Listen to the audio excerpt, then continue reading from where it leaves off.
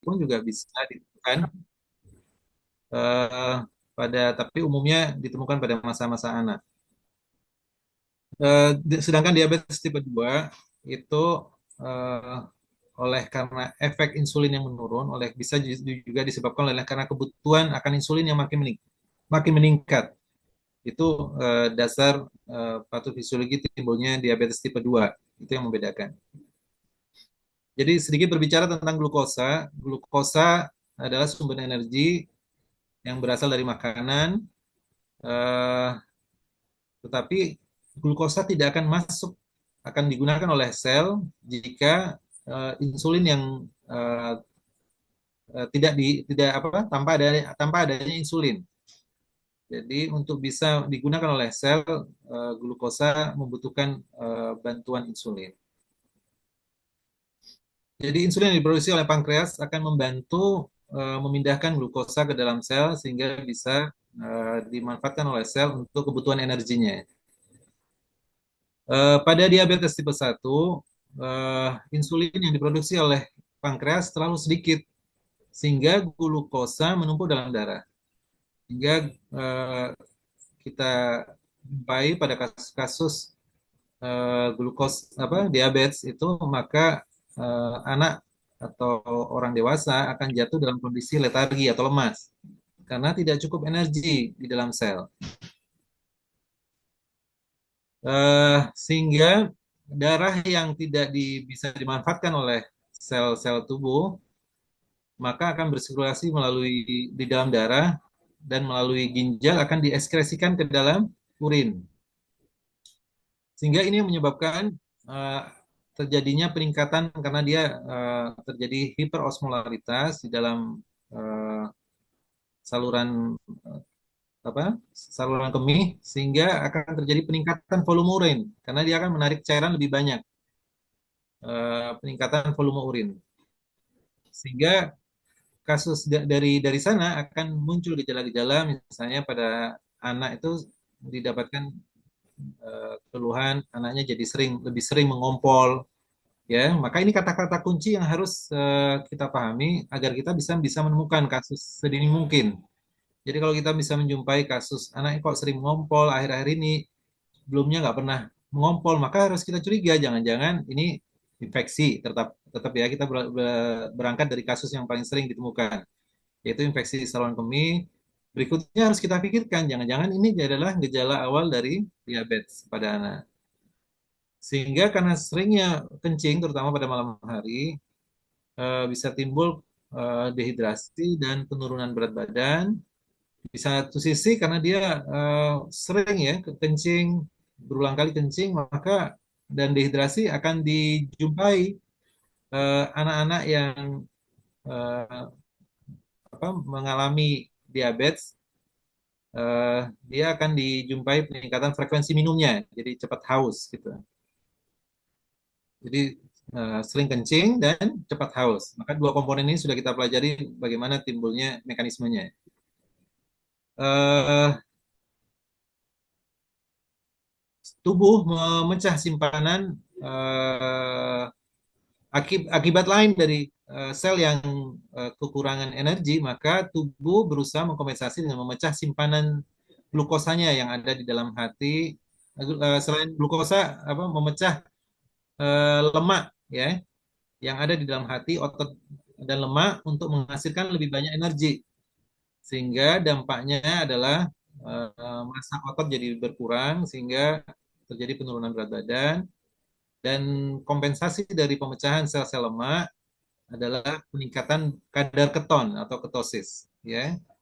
Jadi dalam kondisi dehidrasi atau starvation, kelaparan, maka tubuh mengkompensasi dengan memecah eh, lemak sehingga terbentuk ketosis, kadar keton yang meningkat di dalam darah maupun dalam kencing. Seperti halnya hiperemesis. Hiperemesis kan karena dia nggak ada asupan, maka tubuh mengkompensasi dengan memecah lemak sehingga terjadi tanda-tanda hiperemesis, yaitu ketonnya positif. Dan peningkatan kadar keton ini sering dijumpai pada diabetes tipe 1, jarang ditemukan pada tipe 2. Terjadi karena pemecahan lemak. Jadi ini salah satu patokan ya untuk kita menjumpai bisa menemukan kasus diabetes sedini mungkin. Kalau kita menemukan ada kasus dengan kadar keton yang cukup tinggi dan dengan tanda-tanda yang menyerupai diabetes, maka itu sudah bisa diarahkan bahwa ada kemungkinan anak tersebut menderita diabetes tipe 1. Dan ditemukannya keton merupakan suatu eh, apa namanya kondisi yang kritikal gitu. Jadi dapat mengancam jiwa karena ketika sudah gula betul-betul sangat tinggi dan tidak bisa dimanfaatkan, tubuh mengkompensasi dengan memecah lemak, maka ini merupakan tanda-tanda terjadinya ketoasidosis, ya ketoasidosis metabolisme. Dan ini suatu emergency case, kasus emergency yang harus dikenali karena memang kematian pada diabetes tipe anak seringnya bukan karena hipoglikemi, justru karena kasus hiperglikemi yang berujung pada ketoasidosis metabolikum. Ketoasidosis metabolikum itu salah satu komplikasi akut yang mengancam jiwa.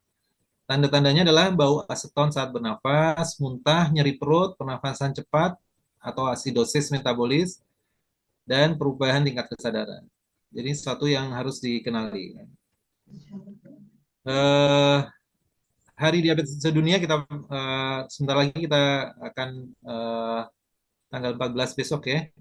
Ada Hari Diabetes Sedunia, maka momentum ini sebenarnya cukup bagus untuk mengenalkan terutama pada internal kita sendiri.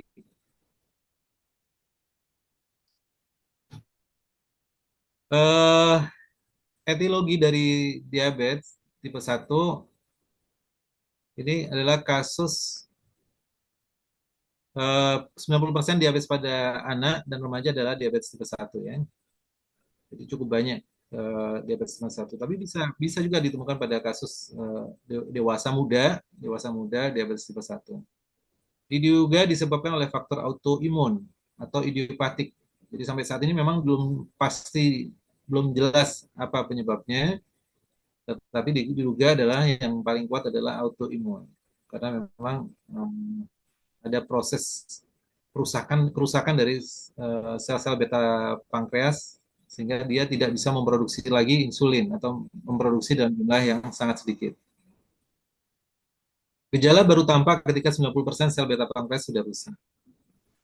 Sedangkan tipe 2 diabetes itu biasanya terjadi pada umur lebih dari 40 tahun, tetapi semakin sering ditemukan pada usia muda eh, karena sekarang makin banyak usia muda, usia anak-anak dengan kondisi obesitas. Ya, eh, sedangkan obesitas sendiri bisa meningkatkan resistensi sel terhadap insulin. Jadi kebutuhan terhadap insulinnya makin banyak oleh karena obesitasnya, oleh karena aktivitas yang juga kurang, sehingga pemanfaatan glukosa oleh darah, oleh sel itu makin sedikit oleh karena aktivitas yang sangat kurang, kurang gerak, ya kondisi anak-anak zaman now eh, banyak dihabiskan waktunya di depan komputer atau di screen time di depan TV dengan berikutnya dengan asupan-asupan yang berlebih dengan makanan-makanan yang kita ketahui tidak sehat sehingga bisa meningkatkan resiko terjadinya diabetes tipe 2 timbul oleh karena adanya resistensi sel terhadap insulin. Ada diabetes tipe lain yaitu diabetes neonatus. Kira-kira 3 bulan atau 5 bulan yang lalu saya mendengar ada kasus di Bondowoso diabetes pada neonatus. Jadi pada anak sudah kadar gulanya tinggi terus, dicari penyebabnya nggak diketahui, maka itu sudah dimasukkan kategori diabetes neonatus.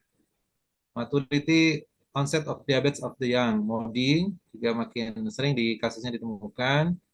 Diabetes gestasional, ini mungkin sudah banyak dipahami oleh para bidan-bidan yang diabetes yang timbul selama kehamilan cukup tinggi kejadiannya yaitu 2 sampai 2,6% dari wanita hamil dan sesuatu yang harus juga dikenali oleh karena bisa memberikan outcome yang jelek pada ibunya maupun pada bayi yang akan dilahirkan.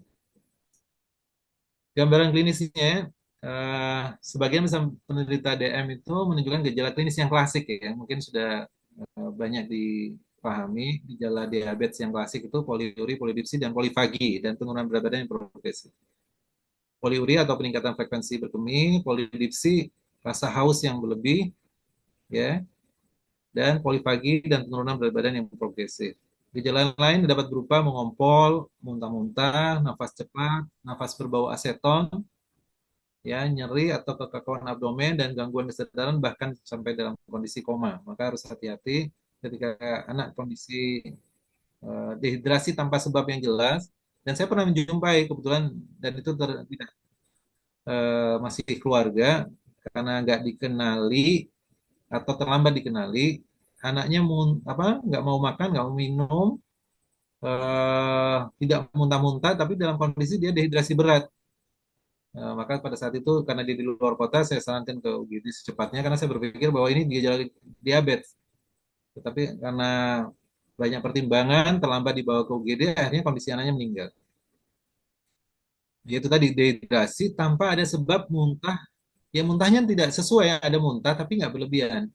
Anaknya rasa haus ada, tetapi karena sudah kesadaran menurun, sudah nggak mau minum sama sekali lagi gitu, karena kesadarannya sudah menurun. Dan itu tanda-tanda ketoasidosis. Nafasnya cepat, ya, nafasnya cepat. Tidak ada demam, tidak ada diare, tetapi anak jatuh dalam kondisi dehidrasi berat, maka harus waspada. Jangan-jangan itu adalah tanda diabetes pada mellitus pada anak, diabetes mellitus pada anak yang kritis, atau dalam kata lain jatuh dalam kondisi ketoasidosis metabolikum (KAD), ya, singkatannya KAD.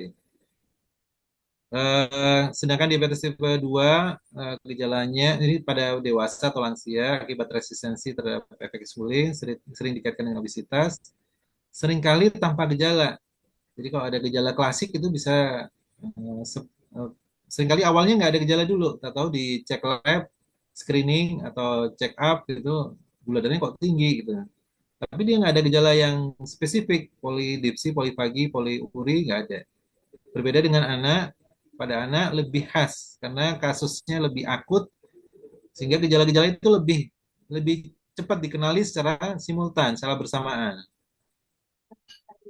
Dan pada kasus diabetes tipe 2 berbeda dengan tipe 1, sebetulnya di awal-awal bisa ditangani dengan perubahan gaya hidup dan obat-obatan oral, ya.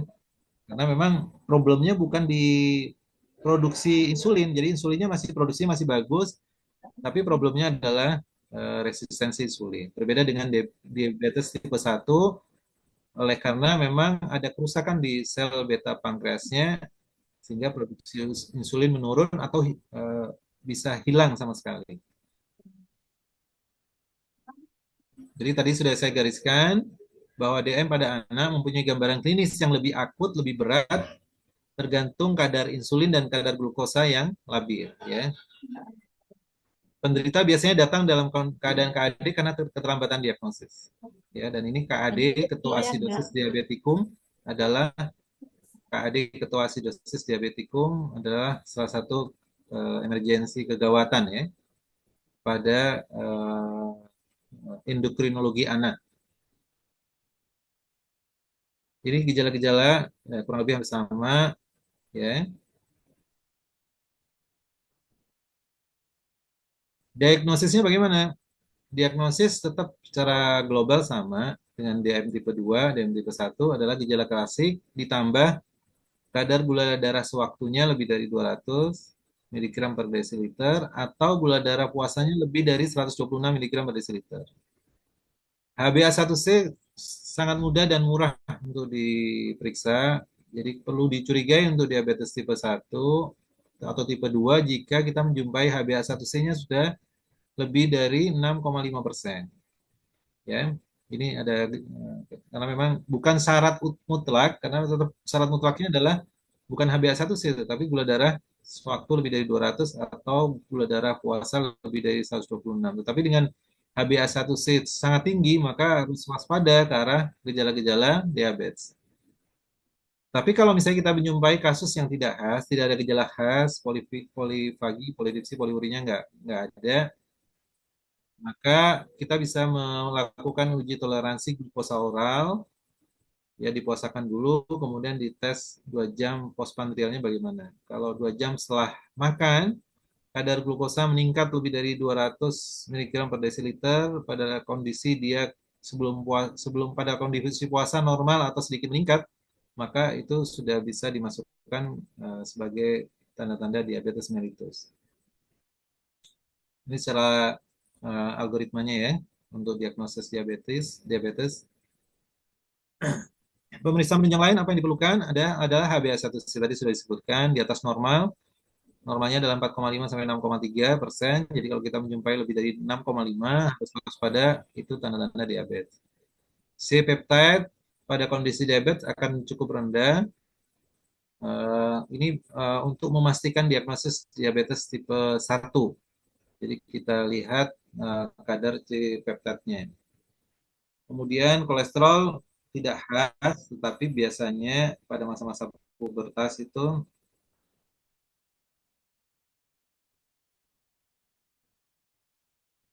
pada masa-masa pubertas kita jumpai kolesterol lebih tinggi dari normalnya. C-peptide adalah eh, itu adalah produksi aja istilahnya limbahnya pankreas ketika dia memproduksi insulin. Ketika normal maka C-peptide-nya tinggi, tetapi ketika produksi insulin dalam pankreas menurun maka C-peptide yang dihasilkan juga juga rendah gitu loh. Jadi C-peptide dan insulin diproduksi dalam kadar yang kurang lebih hampir sama dalam oleh sel beta pankreas. Jadi ketika sel insulinnya menurun, maka C-peptide-nya akan menurun. Tata laksananya eh, targetnya adalah kita berharap seminimal mungkin gejala-gejala diabetes itu akan eh, tidak di apa minimal ya, gejala-gejalanya minimal, eradikasi gejala. Jadi anak bisa hidup normal, bisa tidur dengan nyenyak, tidak harus kencing, eh, sering kencing pada malam hari, terbangun pada malam hari. eh,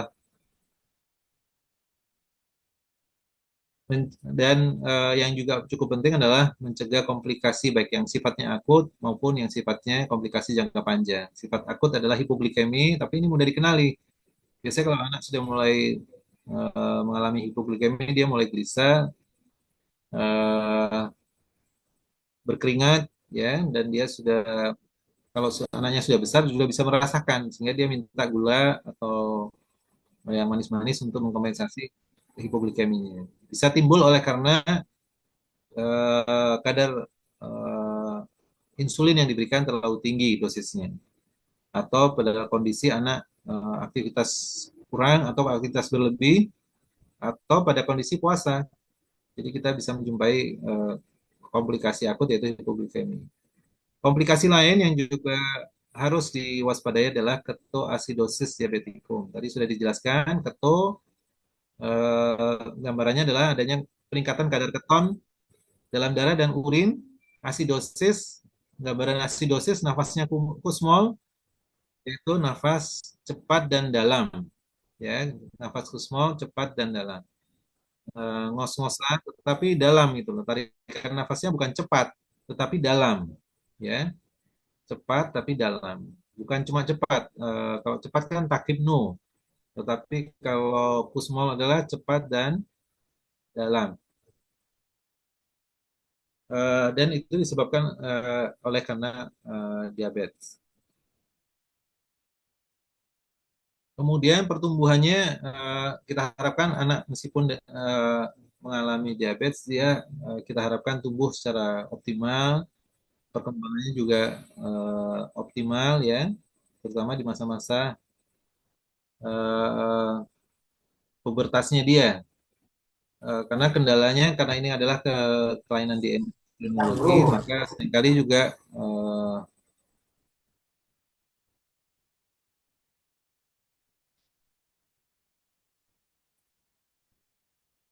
juga akan mengalami gangguan masa-masa pubertasnya.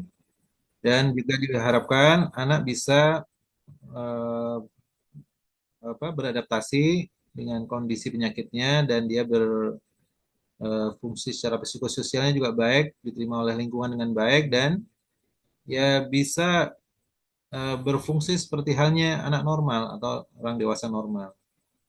Eh, dan itu kita harapkan ada beberapa kasus diabetes pada anak bisa menjadi dokter, bisa menjadi jaksa agung dulu di zaman Clinton itu jaksa agung Amerika apa Reno itu adalah penderita diabetes tipe 1. Jadi dia bisa eh, bermanfaat buat seperti halnya orang kesempatannya adalah seperti halnya orang normal, anak normal. Dan yang penting juga adalah mencegah komplikasi jangka panjang pada diabetes tipe anak seperti halnya pada dewasa, maka kecenderungannya justru lebih tinggi karena dia harus menderita eh, diabetes sejak masa kanak-kanak. Maka resiko untuk komplikasi jangka panjang yaitu retinopati, nefropati, vaskulopati ya. Eh, maka juga juga lebih tinggi kalau itu tidak ditangani dengan baik. Komponen perawatannya adalah edukasi, ya. Ini jadi bagian yang cukup penting. Bagaimanapun diagnosis diabetes itu adalah pukulan bagi anak maupun orang dewasanya. Saya pernah menjumpai, tapi pada awalnya dengan kesabaran yang kita sampaikan, edukasi yang kita berikan, ya, suntikan ruh rohani, ya, itu juga banyak memegang peranan untuk bisa menerima keadaan baik pada anak maupun orang dewasanya, sehingga ini anak bisa mengikuti program-program sedini mungkin. Kita ketahui sulit kan bagi seorang anak untuk bisa disuntik setiap kali mau makan dia harus disuntik. Ini adalah suatu yang menyulitkan baik pada orang tuanya maupun pada anaknya. Dan ini berlangsung seumur hidupnya. Karena berbeda pada orang dewasa, kalau pada orang dewasa cukup dengan minum obat atau modifikasi gaya hidup. Tetapi kalau diabetes pada anak, maka dia membutuhkan insulin seumur hidupnya. Dan itu harus diberikan minimalnya 4 kali dalam sehari atau 2 kali bisa juga. Tapi yang lebih direkomendasikan 4 kali. Nanti kita jelaskan eh, apa jenis-jenis terapi insulin pada diabetes tipe 1. Insulin juga adalah komponen yang cukup penting karena diabetes pada anak tadi sudah dipahami bahwa terjadi kerusakan beta pankreas, sel beta pankreas sehingga produksi insulin akan menurun atau hilang sama sekali. Padahal em, untuk bisa eh, apa namanya sel mendapatkan makanan, maka dia membutuhkan insulin. Jadi insulin adalah komponen berikutnya yang juga cukup penting. Pola makan sebaik apapun insulin yang diberikan akan sulit kalau misalnya tidak diikuti dengan pola makan yang baik, terprogram, terkontrol. Meskipun pada masa anak-anak kita biarkan anak makan seperti halnya anak normal, kebutuhan anak normal tidak dibedakan, cuma dia menghindari makanan yang manis dan harus boleh makan makanan yang manis, tapi harus diprogram untuk penambahan insulinnya ketika dia membutuhkan makanan-makanan yang manis. Pemantauan juga cukup penting karena bagaimanapun keberhasilan terapi akan menentukan prognosisnya. Maka itu membutuhkan pemantauan. Yang dimaksud adalah pemantauan gula darah. Ya. Kemudian dukungan untuk anak dan keluarganya. Ini juga salah satu komponen yang cukup penting. Saya pernah menjumpai satu kasus denial, anaknya mungkin karena masih kecil, orang tuanya tidak menerima bahwa anaknya menderita diabetes, sehingga dia loss of follow up, jadi udah nggak mau berobat lagi ke dokter. Saya nggak tahu kondisinya bagaimana saat ini karena memang di kontak juga nggak bisa dan ya mungkin hal-hal yang beredar di masyarakat sekarang cukup menyulitkan bagi kita gitu. Kadang orang tua sudah bisa menerima, tetapi anaknya tetap nggak bisa menerima, membatasi. Penyuntikan insulinnya hanya dibatasi 2 kali. Saya pernah ada satu pasien juga gitu, nggak mau lebih dari 2 kali dalam sehari insulin disuntik. Padahal idealnya insulin disuntik ketika dia setiap kali mau makan disuntik, setiap kali mau makan disuntik. Meskipun dengan kecanggihan teknologi sekarang sudah ada insulin subkutan yang ditanam, apa namanya, injektor yang ditanam gitu. Jadi tinggal dipencet aja, itu alatnya, tapi memang masih cukup mahal di beberapa negara maju sudah itu biasa digunakan pada kasus-kasus diabetes pada anak. Jadi dipasang di perutnya, jadi dia bisa ngecek kadar gula berapa sewaktu, tinggal ngecek, tidak perlu disuntik lagi. Kemudian dia bisa langsung menambahkan ketika dia insulinnya tinggi, maka bisa langsung di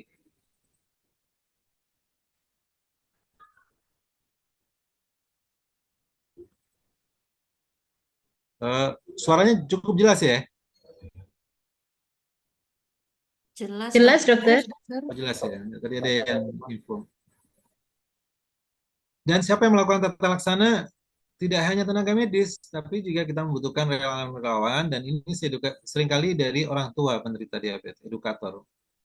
Meskipun kadang saya merasa ada, eh, tapi itu bisa diatasi. Cukup membantu, terutama orang tua untuk memahamkan orang tua, karena waktunya yang diberikan oleh edukator ini cukup banyak, bisa cukup banyak.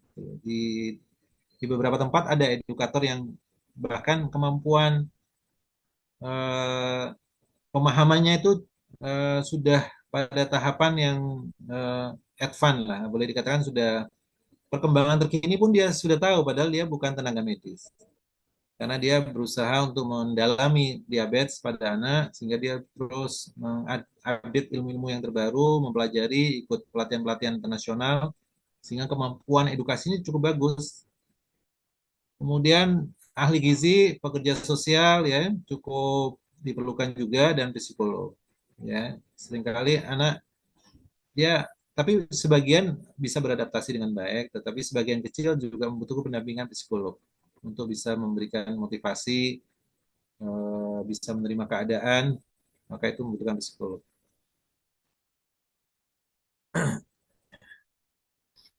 Eh, Sebagian besar dalam tata laksana juga kita harus paham bahwa sebagian besar penderita DM pada anak adalah tipe satu. Tadi sudah dijelaskan, tipe satu berarti dia membutuhkan insulin. Dan ciri khasnya anak yang masih dalam proses tumbuhan akan sangat mewarnai pengelolaannya. Jadi itu yang berbeda dengan dewasa. Penanganan kasus apapun anak tidak sama dengan dewasa muda, berbeda. Jadi anak tetap harus dikelola sebagai anak-anak. Maka dalam pengelolaan tata laksana penyakit pun juga gitu. Terkhusus yang sifatnya kronis seperti DMTP1, maka eh, kita harus memahami bahwa yang di depan kita adalah anak-anak. Maka itu menjadi sangat mewarnai tata kelola diabetes pada anak. Dan yang paling penting adalah kita berusaha untuk meningkatkan kualitas hidup penderita, anaknya jarang sakit, tidak sering apa namanya bolos di sekolah, eh, kontrol metaboliknya bagus, sehingga kalau itu bisa dikelola dengan baik, maka kita bisa menghindarkan anak dari komplikasi-komplikasi jangka panjang yang justru akan merusak masa depannya dia. Bisa dibayangkan kalau misalnya dari kecil dia sudah menderita diabetes, maka kita khawatirkan dia sudah mengalami kebutaan, mengalami gagal ginjal gitu ya. Dan saya sudah menjumpai ada kasus dewasa muda, dia penderita diabetes tipe 1 meninggal oleh karena gagal ginjalnya. Pernah berjumpa dengan orang tua mengabarkan bahwa anaknya sudah meninggal karena gagal ginjal. Dan orang tua ini saya ketahui dia anaknya dulu di masa anak-anak adalah uh, wilayahnya dokter anak, tapi kemudian makin umur dewasa maka ke penyakit dalam dengan komplikasi-komplikasi yang sudah muncul. Salah satunya adalah gagal ginjal. Tata laksana DM tipe 1 dibagi 3 fase, yaitu fase akut, kita atasi dulu ketoasidosisnya, karena memang kebanyakan eh, kasus-kasus DM tipe 1 ini datang dalam kondisi ketoasidosis. Dan ini adalah kekurangan kita. Ya. Jadi kalau kita menemukan kasus itu dalam kondisi sudah ketoasidosis, maka itu adalah kekurangan. Maka target kita dengan adanya kuliah pagi hari ini adalah menemukan kasus sedini mungkin, tidak dalam kondisi dia mengalami komplikasi. Jadi gejala-gejala masih ditemukan dalam kondisi masih baik lah gitu, bukan dalam kondisi dia mengalami komplikasi.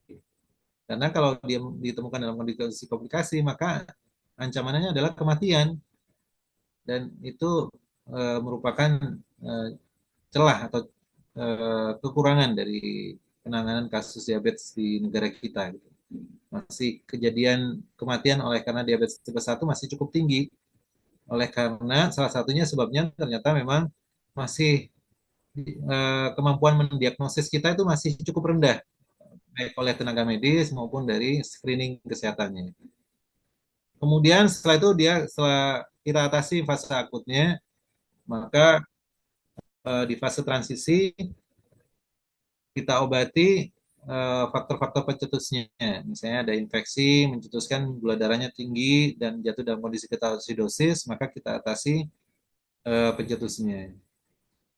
Kemudian atau karena obesitasnya, maka kita kontrol obesitasnya. Kemudian pada fase pemeliharaan, targetnya adalah mempertahankan status metabolik dalam batas normal serta mencegah terjadinya komplikasi. Ya. Kita mulai sedikit tentang pemberian insulin. Pemberian insulin merupakan dasar pengobatan diabetes tipe 1. Ya. Terapi insulin bersifat sangat individual dan agar efektif harus didukung oleh edukasi penderita DM dan keluarganya, pengaturan diet, latihan jasmani, serta monitoring sendiri di rumah. Jadi komponen-komponen ini adalah komponen yang cukup penting. Karena makin jelek pengaturan dietnya, anaknya kurang aktivitas, maka kebutuhan insulinnya juga makin tinggi. Gitu.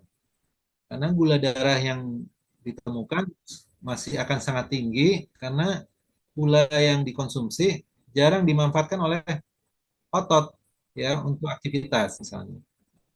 Sehingga ini menjadi komponen yang sangat penting. Tidak bisa hanya serta sudah cukup dengan terapi insulin maka sudah selesai, tidak. Maka dia membutuhkan hal-hal yang lain yaitu pengaturan diet, latihan jasmani dan monitoring. Kenapa monitoring menjadi bagian yang cukup penting? Karena eh, pada akhirnya nanti ada adjustment gitu. Jadi insulin itu tergantung kadar gula darah pada saat melakukan monitoring. Jadi kalau ada peningkatan lebih dari normalnya, target normalnya, maka harus ada penambahan kadar insulin yang dimasukkan ke dalam tubuhnya. Dan biasanya orang pasien-pasien sudah mulai paham gitu kan karena seringkali kita berikan hitungan apa kita hitungkan gitu loh. Kalau ada gula darah lebih dari misalnya 100 dari target 180 misalnya kita targetkan 180 atau 150 pada saat puasa atau lebih dari 200 pada saat gula darah setelah makan maka harus dikoreksi untuk yang berikutnya dikoreksi untuk menurunkan yang sudah mengalami peningkatan.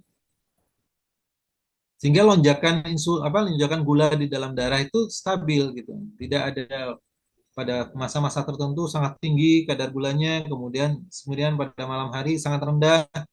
Justru ini yang justru juga salah satu penyumbang komplikasi jangka panjang. Jadi ketika ada fluktuasi kadar gula darah yang cukup tinggi, maka nanti akan terbaca dengan eh, kadar pemeriksaan HbA1c yang juga masih tidak bisa mencapai level normal.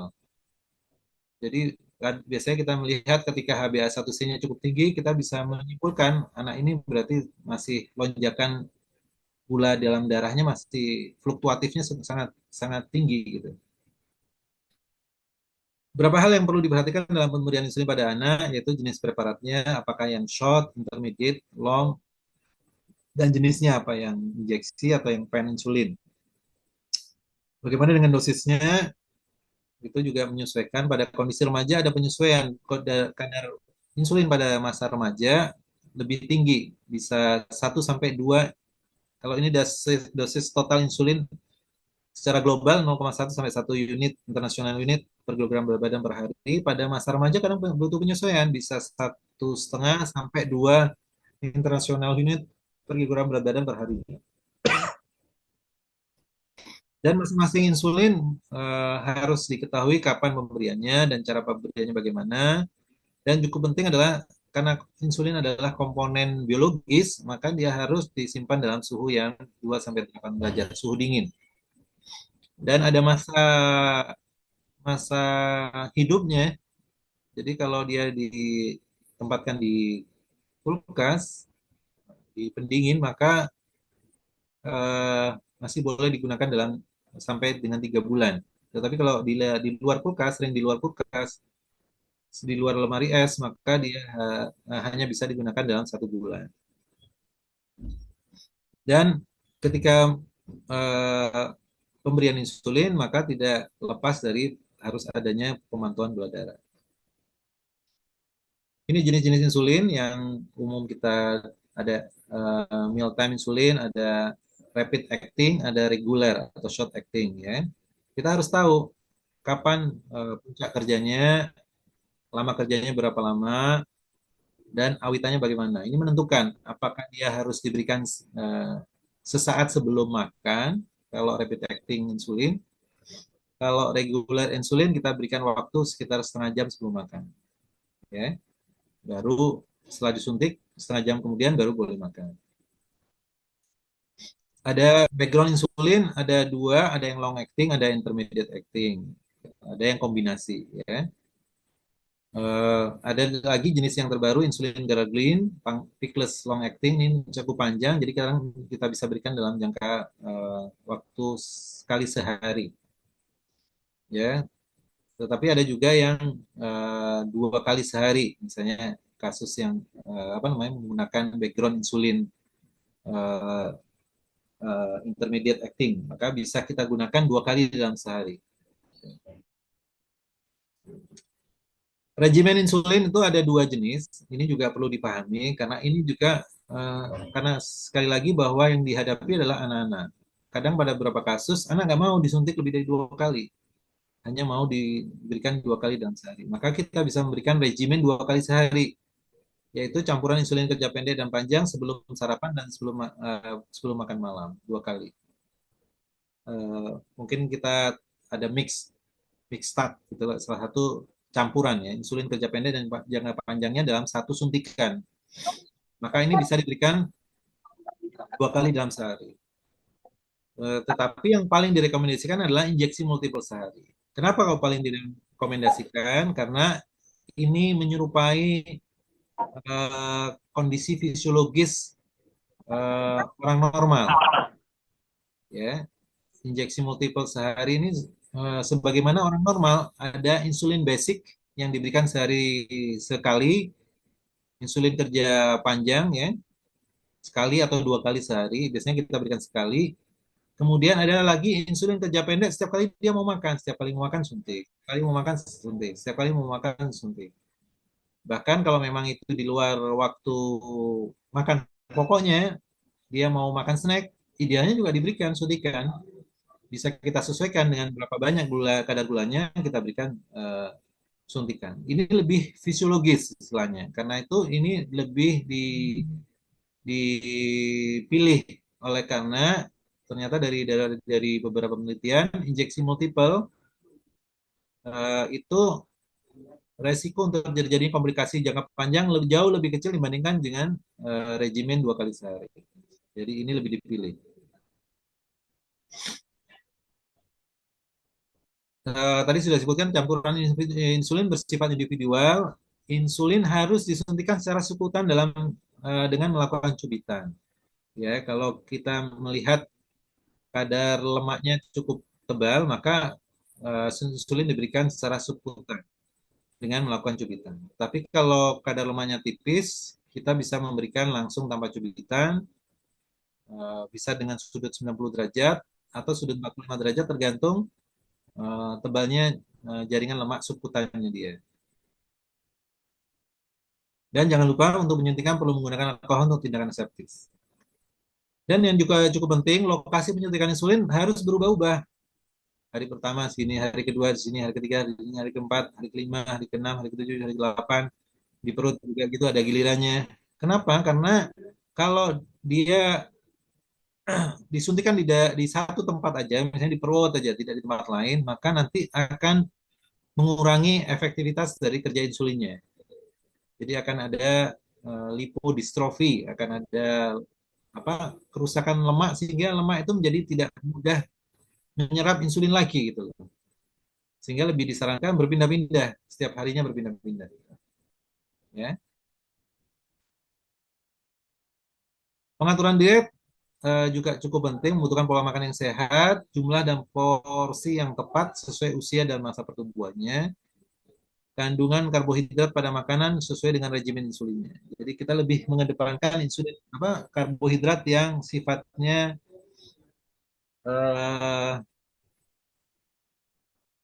apa namanya, tidak merangsang, saya kok lupa istilahnya, tidak merangsang peningkatan kadar gula dalam darah yang cukup tinggi, ya. Ada beberapa misalnya nasi itu bisa meningkatkan kadar gula lebih cepat dalam darah daripada eh, jenis karbohidrat yang lain. Glycemic index, ya, jadi dari masing-masing sumber makrohidrat itu ada glycemic indexnya. Makin tinggi glycemic indexnya, maka itu eh, harus sebisa mungkin dikurangi atau dihindarkan. Sebisa mungkin kita lebih merekomendasikan makanan-makanan yang glycemic indexnya cukup rendah, sehingga tidak menyebabkan fluktuasi kadar gula darah yang cukup tinggi pada anak tersebut. Dan juga cukup penting adalah memahami pentingnya menyesuaikan insulin dengan makanan yang dimakan. Jadi kalau kadar kita dan biasanya anak-anak itu sudah makin paham, oh ini kayaknya butuh insulin lebih banyak, maka dia bisa menambahkan 1 atau 2 unit dalam suntikannya agar, atau bisa nanti disesuaikan ketika melakukan pengecekan sebelum makan berikutnya. Ketika ketika dilakukan pengecekan ketika makan sebelumnya nanti didapatkan kadar gula yang cukup tinggi, maka dia harus mengkoreksi insulin yang sebelumnya misalnya diberikan 10 unit, maka dia harus mengkoreksi kelebihan gula untuk koreksinya itu dengan menambahkan 1 atau 2 unit tergantung dari seberapa banyak kelebihan gula darah dari target, ya. Dan paling baik dilakukan dengan pendampingan ahli gizi. Ya, secara umum sama, karbohidrat adalah sumber energi. Dari karbohidrat diharapkan 50 sampai 50%, lemak 25 sampai 35%, protein 15 sampai 25%, dibagi dengan 3 kali makan utama dan 3 kali makan tambahan snack, maka kadar insulinnya juga menyesuaikan. 20% diberikan pada pagi hari, 25% makan siang, dan 25% makan malam. Dan 3 kali 10% setiap snack yang diberikan makan utama. Tapi kadang kita hilangkan dengan untuk mengurangi penyuntikan, karena ini kan langsung bisa diberikan, karena tadi tadi sudah disebutkan regular insulin itu masa peaknya bisa sampai 4 sampai 6 jam. Jadi kita bisa langsung jadikan satu ini penyuntikannya. Jadi 30% pada pagi hari, 35% pada siang hari, dan 35% pada malam hari. Eh, itu bisa langsung dijadikan satu penyuntikannya, sehingga anak cukup mendapatkan 4 kali makan pokok. Tadi kembali ke regimen tadi. Regimen insulin ini adalah uh, regimen 2 dosis, sedangkan ini adalah regimen basal bolus istilahnya gitu. Regimen basal bolus regimen yang multiple sehari, injeksi multiple sehari. Basal itu adalah insulin yang diberikan yang berdurasi jangka panjang, basal. Seperti halnya di dalam darah itu ada insulin basal, dia kerjanya jenis insulin kerjanya yang sifatnya sepanjang hari, akan tetap didapatkan kadar segitu aja gitu. Itu namanya insulin basal. Sedangkan bolus adalah uh, insulin-insulin yang diberikan sewaktu sebelum makan, ya, itu namanya bolus. Sehingga dinamakan rejim basal bolus. Olahraga dan diabetes adalah bagian dari kehidupan anak dan remaja. Anak-anak butuh olahraga, itu akan membantu untuk bisa memberikan kontrol metabolik yang baik pada kasus diabetes pada anak. Jadi dia, orang anak yang masih tetap olahraga itu akan sehat secara jasmaninya, eh, berat badannya juga akan lebih ideal, eh, bisa membantu membatasi peningkatan gula darah setelah makan, ya, dan menurunkan kadar lemak dalam darah, dan juga akan eh, menurunkan denyut nadi dan tekanan darah sehingga mengurangi resiko kardiovaskularnya. Sehingga yang diabetes pada kondisi diabetes tetap kita anjurkan untuk olahraga, tetapi jangan lupa harus ada penyesuaian dosis insulin dan pemantauan gula darah ketika dia akan olahraga atau sesudah olahraga. Jadi semuanya kembali ke insulin dan pemantauannya, pemantauan gula darah. Komplikasi tadi sudah saya sebutkan, ada jangka pendek, jangka panjang. Jangka pendek hipoglikemi dan ketoasidosis, jangka panjangnya nefropati, neuropati, dan retinopati. vaskulopati juga pada kita, meskipun pada kasus diabetes tipe 1, tapi mungkin karena memang pada anak-anak masih belum ada komplikasi seperti itu. Tapi kalau untuk kasus KAD sering kita jumpai, hipoglikemi sering kita jumpai, retinopati anak harus pakai kacamata tebal itu sudah sering kita jumpai juga. Nefropati, kasus dengan gagal ginjal karena diabetes juga beberapa kita dapatkan. Neuropati yang berdampak pada vaskulopati juga masih, saya nggak pernah menjumpai, jangan jarang mungkin pada kasus dewasa muda atau dewasa tua ya, dewasa itu neuropati sudah sering ditemukan. Pemantauan gula darah kita rekomendasikan secara mandiri, bahkan eh, ada yang membantu.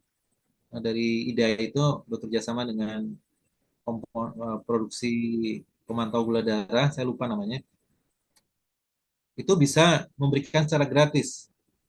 Ya, ini memang dari bantuan internasional. Jadi setiap penderita diabetes mendapatkan alat pemantau gula darah dan sticknya. Jadi setiap bulan dia dapat subsidi. Tapi dia berkewajiban untuk melaporkan. Kalau dia melaporkan, maka dia dapat bantuan subsidi. Selain gula darah mandiri, HbA1c juga memberikan, akan membantu kita untuk mengevaluasi apakah eh, insulin yang sudah diberikan ini sudah cukup dosis atau sudah cukup untuk bisa memberikan kontrol metabolik yang baik.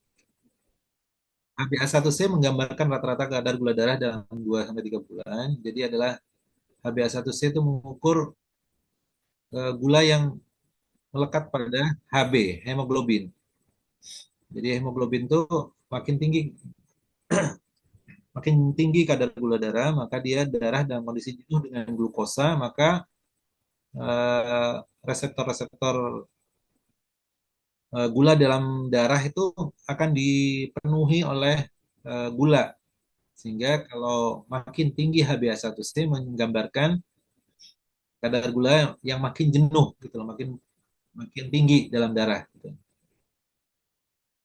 Dan sesuai dengan komponen lamanya hemoglobin, dia usia hidup hemoglobin Hb dan sekitar 3 bulan.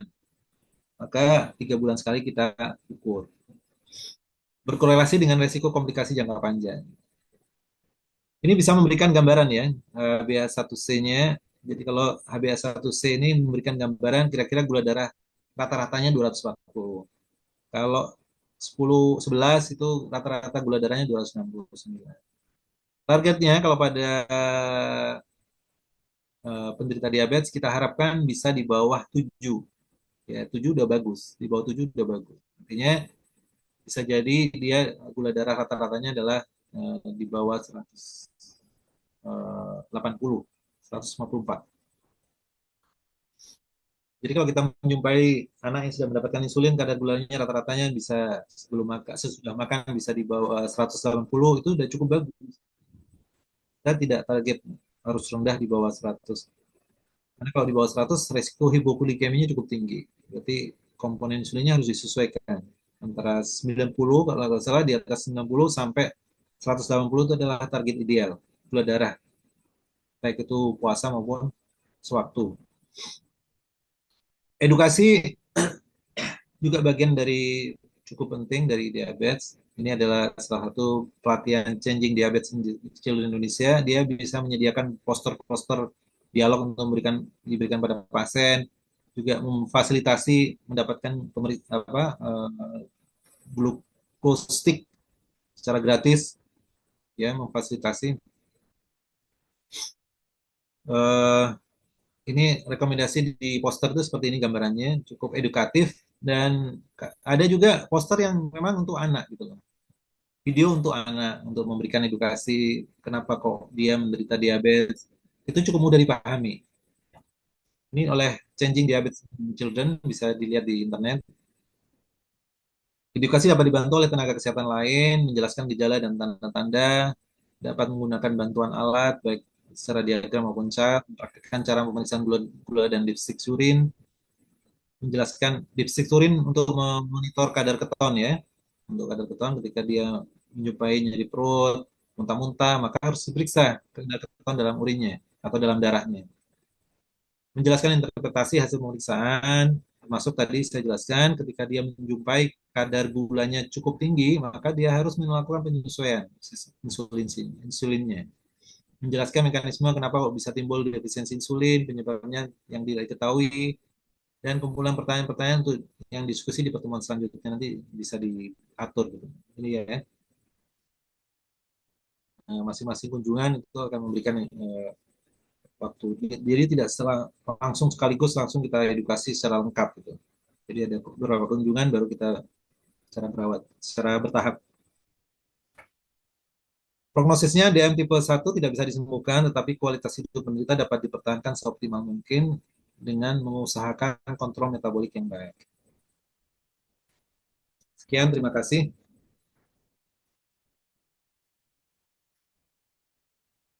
Waktu dan tempat saya kembalikan ke moderator ya.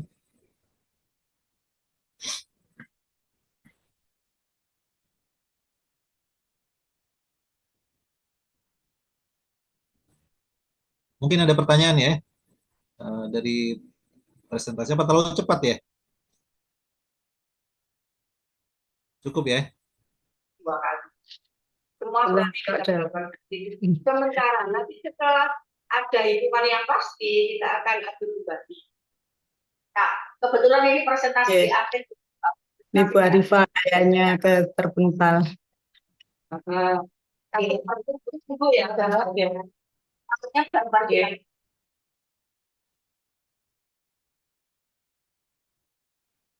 Baik, sambil menunggu Bu Arifah, mungkin bisa saya ambil alih. Oke. Silakan bagi yang ingin bertanya bisa raise hand atau bisa menuliskan di dalam kolom chat.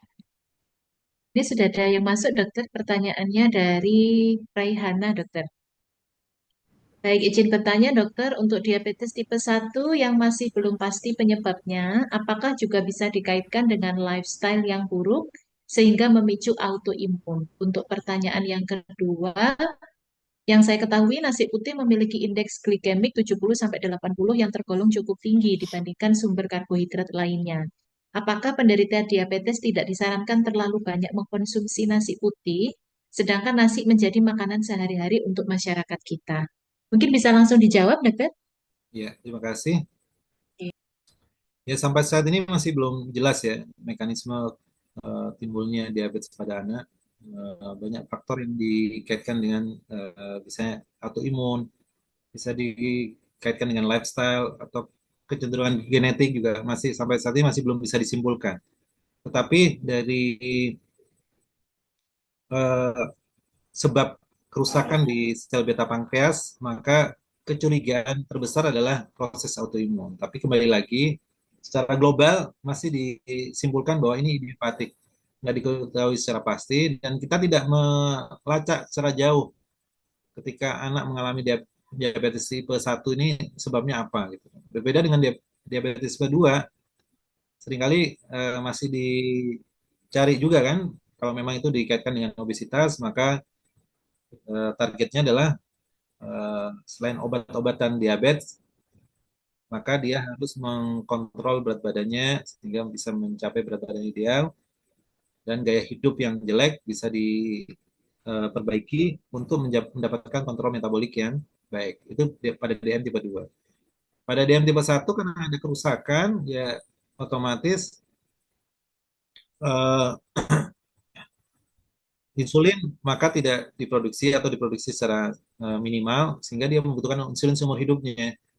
Maka lifestyle tidak bisa apa namanya, gaya hidup ini sendiri juga tidak dipisahkan dalam penanganan eh, apa kasus diabetes pada anak gitu loh. Pada DM tipe 1 tetap eh, perubahan pada lifestyle juga penting karena anak yang terbiasa dengan gaya hidup yang jelek, suka konsumsi yang manis-manis akan memberikan dampak terhadap kontrol metabolik yang juga cukup jelek nanti gitu.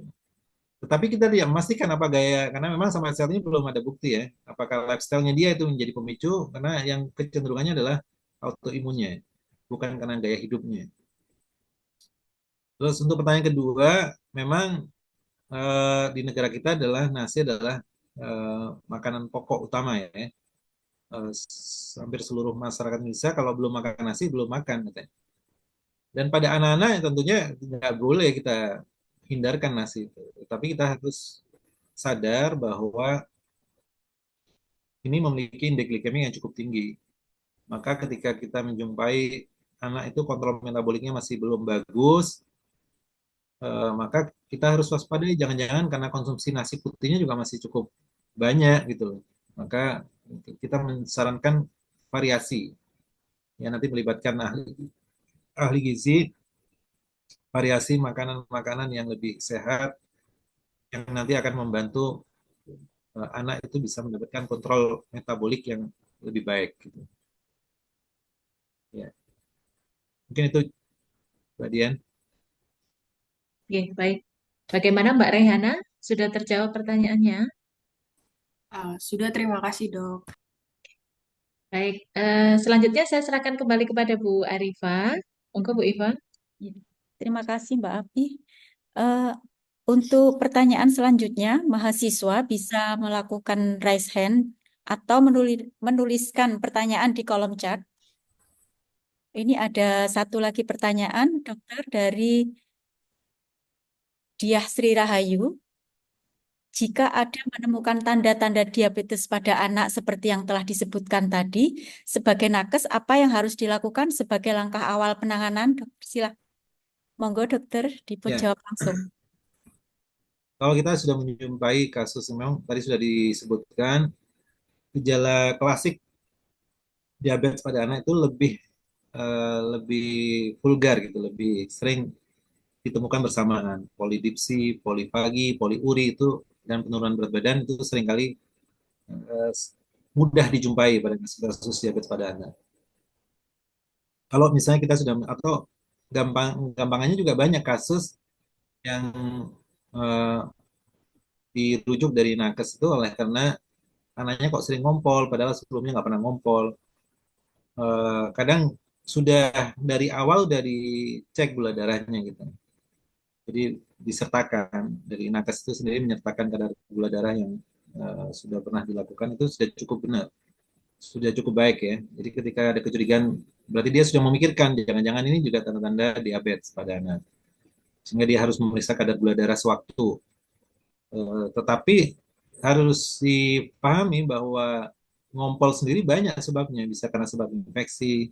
Ada lagi juga diabetes air, juga gejalanya lebih berat daripada diabetes gula. Diabetes air itu atau diabetes insipidus, saya juga pernah menjumpai kasusnya orang Tanggul dengan diabetes insipidus datang ke saya karena memang anaknya kalau semalam tuh harus 10 kali, 20 kali ke kamar mandi dan dalam semalam itu harus minum sampai 10 gelas sampai 20 gelas untuk malam hari aja. Gitu. Untuk malam hari dia harus minum 2 sampai 4 liter. Ya. Ternyata saya sudah mencurigai bahwa ini kemungkinan bukan diabetes mellitus tapi diabetes air. Ternyata memang benar setelah saya rujuk ke Surabaya dilakukan pemeriksaan khusus diabetes air, diabetes insipidus, ternyata memang dia bukan menderita diabetes mellitus tapi diabetes insipidus. Gejalanya sama juga mengompol, banyak mengompol gitu, banyak banyak minum, tetapi tidak ada polifagi ya. Kalau diabetes gula, diabetes mellitus tuh ada polifagi, eh, apa namanya? Selain polidipsi dan poliurinya. Poliuri. Ya. Jadi yang sederhana dicek gula darahnya aja. Cek gula darahnya kalau memang untuk memastikan ditambahkan HbA1c. Tapi kan lebih mahal ya, sekitar 300 sampai 400 ribu untuk HbA1c. Tapi itu membantu untuk melihat kadar gula darah dalam 3 bulan terakhir bagaimana gitu. Kalau cukup tinggi ya sudah itu lebih sudah hampir pasti itu diabetes pada anak. Untuk diagnosis pastinya dengan C-peptide tadi, ada pemeriksaan C-peptida. Ya, itu bisa memberikan gambaran kadar insulin yang diproduksi oleh pankreas. Kalau C-peptide-nya rendah, berarti kadar insulin yang diproduksi oleh pankreas juga rendah. Gitu.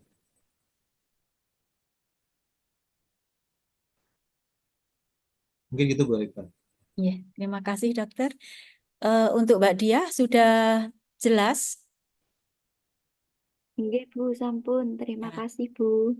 baik, Terima terima kasih, kasih. Ini dokter. ada, Ya, nah, ini ada pertanyaan lagi di kolom chat. Jika orang tua mempunyai riwayat DM, mana yang menyumbang angka lebih besar untuk resiko DM pada anak? Apakah ayah atau ibu terlepas dari pola hidup atau makan anak?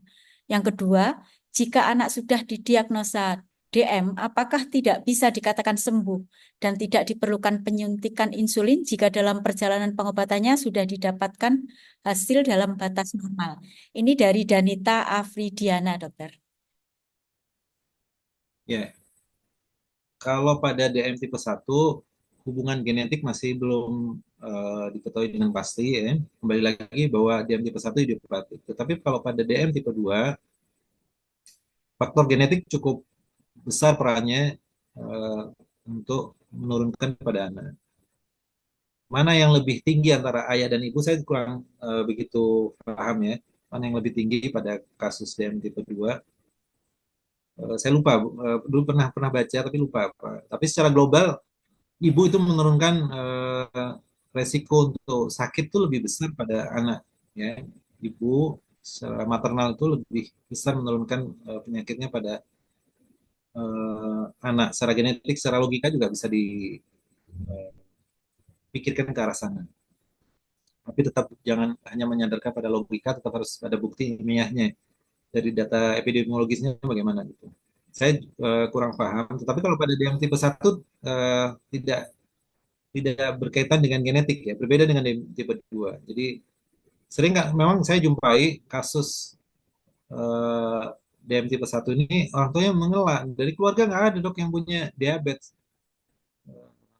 Tapi kita sudah menegaskan bahwa penyebabnya masih DM pada anak itu nggak berbeda dengan DM pada orang dewasa. Jadi nggak ada hubungan dengan faktor genetik dari orang tuanya atau dari garis yang diatasnya, kakek neneknya, garis pamannya nggak ada hubungan.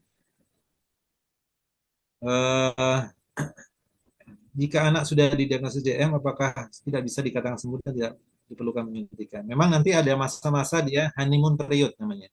Honeymoon period. Jadi pada DM tipe 1 itu dia masa-masa dia bisa lepas sesaat, sesaat ya, sekali lagi sesaat dia seolah tidak membutuhkan insulin lagi. Jadi pankreas kemudian tahu-tahu memproduksi lagi dalam jumlah yang cukup.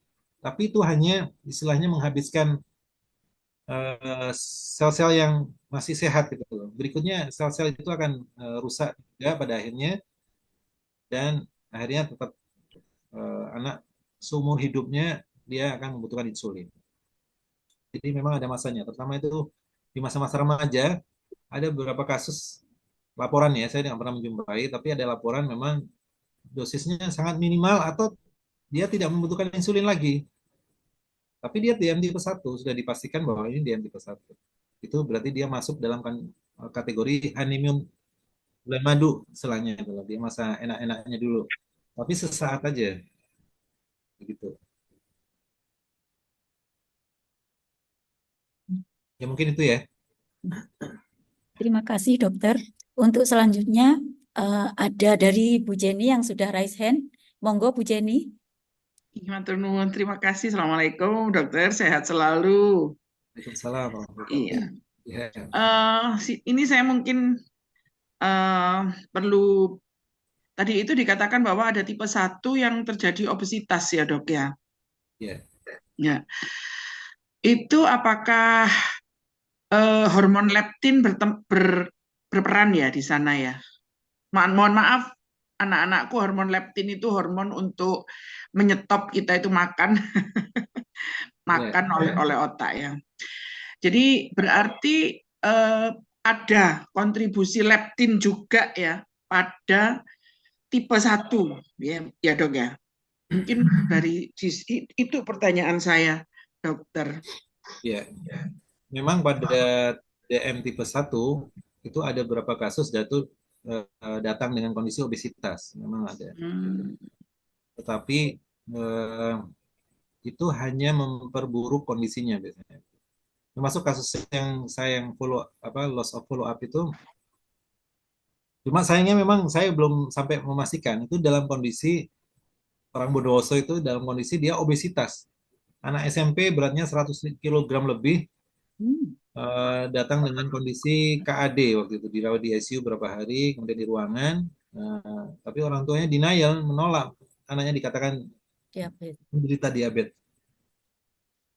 Setelah itu dia nggak kontrol lagi, entah memang dari ibunya merasa yakin dia eh, mendapatkan mimpi katanya bahwa anaknya bukan diabetes. Jadi dia mungkin lebih percaya ke arah mimpinya daripada ke dokternya mungkin. Jadi eh, itu dalam kondisi obesitas dan pada masa anak-anak usia SMP masih 12 tahun pada waktu itu. Tetapi kasus-kasus obesitas pada kasus DM tipe 1 akan meningkatkan di satu sisi dia kan mungkin sudah terbiasa dengan hormon leptin yang cukup tinggi ya sehingga nafsu makannya juga cukup tinggi, maka akan menyulitkan dalam tata laksananya nanti. Dia akan membutuhkan kadar insulin yang juga cukup tinggi gitu. Dan untuk menyesuaikan mendapatkan kontrol metabolik yang baik juga akan kesulitan.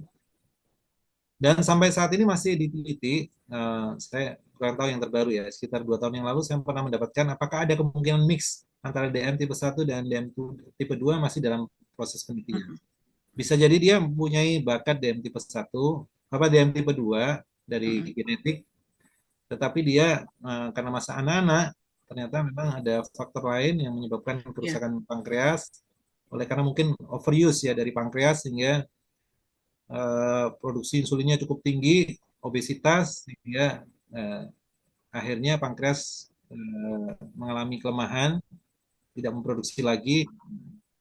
Itu masih sampai saat ini masih diteliti antara yang mix DM tipe 1 dan DM tipe 2. Iya.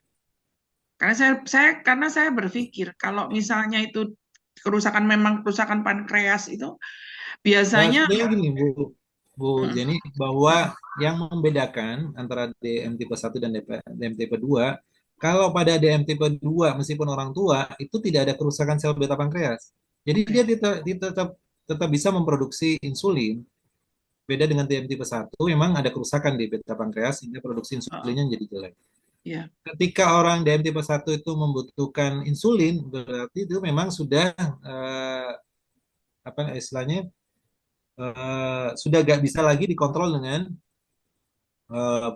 OAD ya, obat anti diabetes. Pada kasus DM tipe 2 anak-anak itu juga obatnya bukan insulin, tetapi OAD, obat OAD, anti iya. diabetes. Ya, obat anti diabetes. Jadi Ada tipe 2 kasus kemungkinan saya soalnya beberapa kali di Sutomo ya merawat itu kok memang kondisinya kurus banget gitu untuk yang tipe ya, 1 dokter. Tapi kalau misalnya ada yang obesitas itu jadi menarik bagi saya gitu loh dok. ya, Kok betul. bisa kok menjadi obesitas karena memang glikogennya kan harusnya dia harus dieksploitasi gitu loh harusnya. Tapi ini kok gitu maksud saya itu. Jadi ini memang kasus istimewa tadi dikatakan ada obesitas itu jadi saya jadi bertanya gitu maksud saya. Memang saya belum buka jurnal. Mungkin Iya. mix atau dia tipe DM tipe 2 atau DM tipe 1 yang sudah enjoy dengan kehidupannya sehingga makannya jadi enak, akhirnya dia obesitas. Ada beberapa kasus saya menjumpai juga anak teman sejawat kita juga gitu, anaknya obesitas. Dia mulai saya rawat mulai umur 5 tahun itu sempat mengalami masa-masa overweight ya sampai obesitas ya, overweight gitu. Karena dia sudah bisa beradaptasi, tapi alhamdulillah sekarang sudah dewasa, sudah besar, sudah bisa beradaptasi dengan hidupnya. Ya anaknya pinter, cerdas, tetapi gitu tadi ada memang problem tumbuh kembang, pertumbuhannya dia nggak sebaik anak normalnya gitu. Tinggi badan tidak bisa mencapai potensi genetik seperti halnya orang tuanya. Harusnya dia potensi genetiknya tinggi seperti orang tuanya, tapi dia lebih pendek gitu. Ternyata memang itu disebabkan juga oleh karena kontrol metabolik yang nggak terlalu baik. Ternyata gitu. Saya pernah menanyakan kenapa kok pasien saya ini pendek gitu dibanding usia harus potensi genetiknya orang tuanya tinggi, anaknya pendek. Ternyata memang itu sebabnya karena kontrol metabolik yang masih belum bagus. Ya, maaf dokter saya basic keilmuan saya kan kesehatan reproduksi ya dokter ya. Ya. Ya, berarti ketika diabetes tipe 1 ini dia mungkin bisa tertangani dan lain sebagainya, tetapi untuk kemampuan ereksinya mungkin ada gangguan ya pasti ya dokter ya. Saya kepikirnya, maaf saya karena basic pendidikan saya di Kespro. Karena nitrit kalau kontrol oksidanya metaboliknya normal, diabetes tipe 1 kontrol metabolik normal, dia bisa berfungsi normal seperti halnya anak normal. Oh gitu, iya. Dia bisa menikah dan tidak menurunkan DM-nya pada anak-anaknya. Karena memang sampai saat ini belum ada bukti bahwa ini penyakit yang diturunkan. Kalau DM tipe 1, ya. Jadi kejadiannya spontan gitu, lebih sering spontan. Berbeda dengan DM tipe 2. Ya. Jadi berarti dia bisa mungkin menikah, edukasi. Bisa menikah dan mungkin bisa dicari banyak sekarang dengan kemajuan teknologi dan penanganan diabetes tipe 1 makin baik, bisa bertahan hidup sampai usia. Dan saya pernah dengar ada dokter penyakit dalam di Jakarta di UI itu adalah penderita DM tipe 1. Penderita DM tipe 1. Artinya dari masa anak-anak dia sudah menderita DM dan dia bisa kuliah di UI dengan ambil ilmu penyakit dalam. Yang saya dengar seperti itu. Jadi insya Allah bisa normal asalkan bisa tertangani dengan baik. Itu tadi termasuk pemilihan regimennya juga adalah pemilihan regimen yang terbaik. Metode basal bolus itu adalah yang terbaik karena bisa menghindarkan anak jatuh dalam komplikasi jangka panjang seperti itu tadi, gangguan reproduksi termasuk yang bisa dipikirkan karena kaitannya kan reproduksi juga dengan vaskulopati juga, vaskulopati juga. Ya, jadi mungkin itu salah satu edukasi kami ya kepada ibu-ibu untuk jangka panjangnya ya, maaf Bu, jangka panjangnya nanti akan gini. Jadi sehingga orang tua juga mesti harus lebih aware ya pada anaknya terutama mungkin gitu ya. Ya, matur nuwun dokter, matur nuwun. Sama-sama Bu Jenny. Terima kasih juga Bu Yeni. Ini ada satu lagi nih dokter, pertanyaan dari kolom chat dari Mbak Herlina, alih kredit. Bagaimana cara mengedukasi yang tepat diberikan kepada pasien atau ibu atau keluarga di ranah Vaskes 1 supaya kejadian DM pada anak terhindar? Pertanyaan kedua, bagaimana langkah yang sebaiknya dilakukan sebagai nakes mengingat screening pada anak tidak begitu gencar seperti pemeriksaan pada orang dewasa dan kesadaran masyarakat masih minim sekali tentang diabetes pada anak, tetapi makanan dan minuman gula tinggi sangat banyak di sekitarnya. Demikian dokter. Ya, komponen edukasi memang komponen yang penting dalam tata laksana diabetes pada anak. Karena bagaimanapun banyak hal yang bisa dilakukan. Artinya sebaik apapun penanganan kita, kalau edukasi kita jelek, maka akan timbul tadi denial, penolakan, kemudian anak menjadi juga menolak untuk dibawa ke fasilitas kesehatan, kemudian anak juga menolak untuk disuntik insulin dan lain sebagainya, maka akan timbul banyak masalah. Dan itu akan lebih mudah kalau kita bisa menerapkan edukasi tentang bagaimana hidup sehat. Artinya pada kondisi anak normal, kondisi anak yang sakit, apalagi lebih-lebih, maka kondisi bagaimana hidup dengan sehat itu menjadi suatu hal yang cukup penting. Di lingkungan kita sekarang memang jadi problem ya di negara kita adalah banyak hal-hal yang tidak sehat dan itu sudah menjangkiti anak-anak kita gitu, dalam pergaulan, gaya hidup maupun dalam pola makannya gitu. Itu menjadi PR bagi kita semua agar supaya generasi masa depan bangsa ini jadi generasi yang memang unggul gitu. Bukan generasi micin, bukan generasi dengan diabetes, ya, minuman gula tinggi, dan bisa dilihat aja, coba dihitung dalam 1 kilometer itu ada berapa orang yang jual teh dengan gula asli gitu loh. Itu kalau mau dijumpai 10 orang, 10 orang jualan tuh ada. Dan itu dalam kondisi siang hari, eh, saya pernah berinteraksi dengan orang asing ya, orang Belanda, dan dia paham, dan dia menegaskan pada anak-anaknya bahwa gula kita itu sudah cukup dari makanan sehari-hari, nggak perlu tambahan lagi gula dari minuman, itu nggak perlu lagi. Saking eh, apa namanya, kesadarannya sudah saking tingginya gitu loh, bahwa kalau kita membiasakan anak kita dengan makanan-makanan yang nggak sehat seperti itu, maka dampaknya nanti jangka panjang dia akan jadi generasi yang nggak sehat. Jadi ini cukup penting ya edukasi, termasuk terkhusus pada kasus yang tipe 1 juga menjadi sesuatu yang cukup penting, karena itu tadi, kalau dia makin tidak mengkontrol pola makannya, maka insulin yang dibutuhkan juga makin tinggi, resiko komplikasi juga makin tinggi gitu. Jadi ini hal-hal yang cukup penting dan menjadi bagian yang memang harus menyempatkan untuk memberikan edukasi waktu lebih ya. Mengobati itu lebih gampang. Saya kalau di praktek tuh mengobati itu paling butuh 5 menit. Tapi kalau edukasi, maka saya harus menambahkan 10 menit. Jadi 15 menit totalnya. Kalau cuma meriksa, mengobati itu butuh waktu 5 menit, ya paling lama 10 menit lah. Tetapi ketika kita menyematkan edukasi, ya memang dampaknya praktek kita jadi lebih lama, tapi insya Allah akan lebih bermanfaat buat pasien-pasien kita gitu. Jadi jangan lupa edukasi adalah bagian komponen yang cukup cukup penting dalam tata laksana apapun ya, baik sehat maupun sakit, itu jadi sesuatu yang cukup penting. Mungkin itu ya. Baik, terima kasih dokter. Untuk Mbak Herlina, apakah sudah jelas? Terima kasih dokter, sampun Bu. Nah, baik. Apakah ada pertanyaan lagi?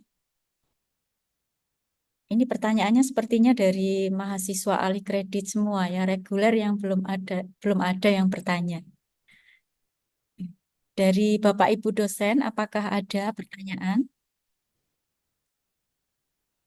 Atau mungkin ada tambahan dokter yang perlu disampaikan? Mungkin saya memang berharap nanti akan ada rujukan-rujukan. Gak ada masalah, jangan takut untuk merujuk dengan kecurigaan diabetes. Eh, Tentunya menjadi PR kita bersama bahwa angka kejadian KAD itu mencerminkan kualitas tenaga medis negara kita gitu. Jadi makin sering kita menemukan KAD, berarti kualitas tenaga medis kita itu makin jelek. Bukan makin baik ya, makin jelek. Karena kita berarti menemukan kasus itu dalam kondisi dia sudah mempunyai komplikasi. Jadi makin bagus tenaga medis ya, kualitas tenaga medis di suatu negara, maka dia akan bisa menemukan kasus itu sedini mungkin, belum dalam kondisi dia mempunyai komplikasi gitu. Maka kualitas tenaga medis kita itu makin bagus. Jadi saya pikir kuliah pada pagi hari ini insya Allah mudah-mudahan bermanfaat, Amin. bisa membantu memperbaiki citra tenaga medis di negara kita, salah satunya melalui sektor ini, melalui menemukan kasus diabetes sedini mungkin, sehingga bisa menghindarkan anak-anak itu terjatuh dalam kondisi diabetes dengan komplikasi atau KAD ya. Mungkin itu cukup buat itu. Baik, terima kasih dokter atas paparannya yang demikian jelas dan semoga bermanfaat bagi kita semua. Demikianlah kuliah pakar pada hari ini. Terima kasih atas perhatian dan partisipasi semua peserta. Semoga materi yang telah disampaikan dapat menambah wawasan dan memberikan bekal ilmu yang bermanfaat dalam praktik kebidanan ke depan. Terima kasih kami sampaikan kepada Dr. Ramzi Samlan, spesialis anak yang telah meluangkan waktu di sela-sela kesibukan yang sedemikian rupa, yang telah berbagi ilmu, dan kepada seluruh peserta yang telah mengikuti kuliah pakar hari ini yang dengan antusias. Semoga apa yang kita pelajari dapat diterapkan dalam kehidupan profesional kita sebagai bidan yang peduli dan berdedikasi. Akhir kata, saya sebagai moderator mohon maaf atas segala kekurangan. Terima kasih atas perhatiannya. Wabillahi taufik wal hidayah. Wassalamualaikum warahmatullahi wabarakatuh. Waalaikumsalam. Selanjutnya kami serahkan kembali kepada Ibu dan Abi selaku pembawa acara. Bisa diupdate deh. Baik, terima kasih Bu Arifah. Demikianlah sesi penyampaian materi dan tanya jawab. Terima kasih banyak kami sampaikan kepada Dr. Ramsi yang sudah memperkenankan untuk berbagi ilmu dengan kita semua. Dan juga kepada moderator kita yang luar biasa pada pagi hari ini.